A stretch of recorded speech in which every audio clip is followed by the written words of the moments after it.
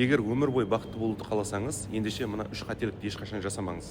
Ең бірінші қателік өзгелерден бір нәрсені күту, немесе өзгелерге талаптар қою.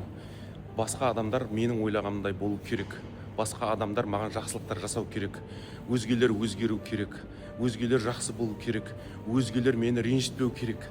Яғни өзгелерге шектен тыс талаптар қойып, немесе өзгелерден бір жақсылықтарды күту. Бұл сізді шаршатады, жүйкеңізді тоздырады. Бұл нәрсені жасамаңыз, ешкімге талап қоймаңыз, еш нәрсе күтпеңіз. Екіншісі, болып жатқан жағдайды апаттандырмаңыз, яғни катастрофизация жасамаңыз. Ең бастысы, айналада соғыс болып жатқан жоқ па, қиямет қайым орнап жатқан жоқ па, аспаннан от жауып жатқан жоқ па, болды, барлығы жақсы. Болып жатқан жағдайды керісінше құнсыздандырыңыз. Үшіншісі, өзіңізді құнсыздандырмаңыз, өзіңізді төмен бағаламаңыз. Қандай жағдай болмасын, өзіңізді төмен тастамаңыз. Яғни бір жағдайдың болуы сіздің төмен адам екеніңізді білдірмейді. Өзіңізді шартсыз қабылдаңыз.